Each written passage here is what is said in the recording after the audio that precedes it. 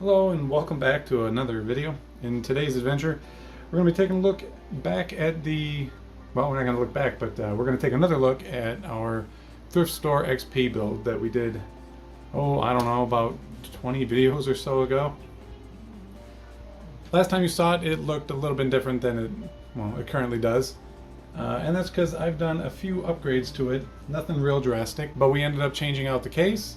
I ended up finding a really nice motherboard for it, so we replaced that old, what was that, like a Sony Bio motherboard, I believe it was.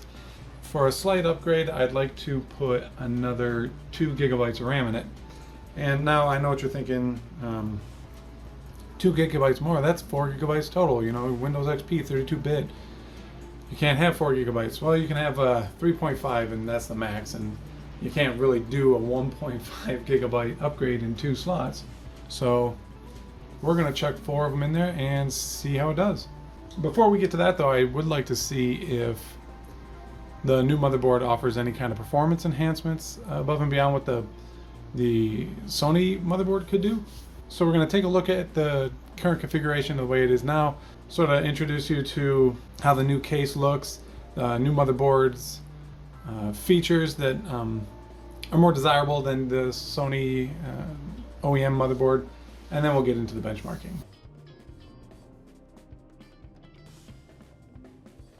So when I said I put the computer into a new case, I didn't mean a brand new case, I meant a new case to me. I got a hold of this case, I think it was like $9 at I didn't buy it at the thrift shop, but there's a electronics recycler by me, and I saw it there, and it was so, in my opinion, so over the top early 2000s that I was like, that's the case. It's got like the annoyingly bright blue LEDs in the front that even if you disconnect them, just the light in the room sort of like illuminates the edges of this plexiglass. So I just thought it was really a symbol of the times. And in early PC, custom PC building, you got, in my mind, sort of over the top, just futuristic looks. And like I said, this to me, it just said, I'm an early 2000s retro box, buy me. So I did. I laid down the $10 bill on the table and took it home. It doesn't have a whole lot of features. It very much so looks and has the lackluster features you would expect to get from back then. Like there's zero cable routing options in there. There's no switch to turn these off or on. You just unplug them or plug them in. We have 80mm fans. I don't have one here, but 80mm fan grills and fan provisions in the top and the side. There's 120mm back here. And because motherboards at that time didn't really support like fan profiles, you know, silent turbo, you know, just there's no settings for them. You just plug them in and they go the speed they're gonna go. So it's kind of loud.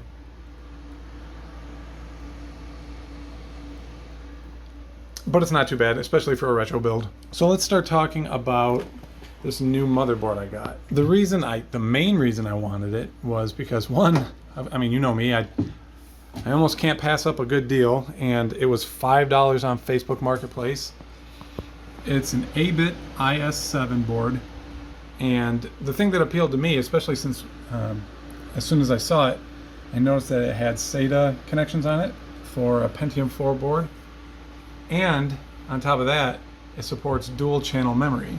So the Sony Bio board didn't support dual channel, and that's leaving a lot of performance on the table just not having it. So also it's kind of like a cool red color. I think that's kind of cool. I dig it.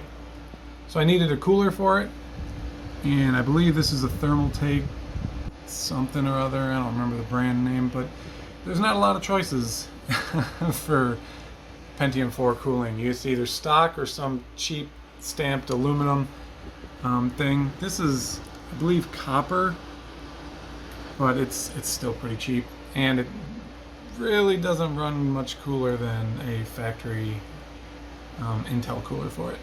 But maybe if I need something a little bit stronger, like maybe if I decide I want to overclock, which this board does allow you to do, I can overclock this processor. Maybe I'll rig something up, maybe some water cooling or something like that, but for now, I think it works fine. There was one repair I had to do to the board before I could use it, and that was, oh, put your fingers out of the way. This fan here, the little hooks, or not the hooks, but the little loops that the hooks go into to secure it to it, were pulling up through the motherboard, and the fan itself was pretty loose. It was just a simple fact of taking the fan off and then heating up the hook with a soldering iron, pushing it back through the motherboard, and then putting some more solder on it to hold it in place. And so far it's been doing just fine. Like I said, it's got a lot more options and features than that Sony board, so I feel like this is a huge upgrade, and I'm hoping I'm right. So we'll run a few benchmarks and just see how much performance we gain by going with a dual channel memory setup.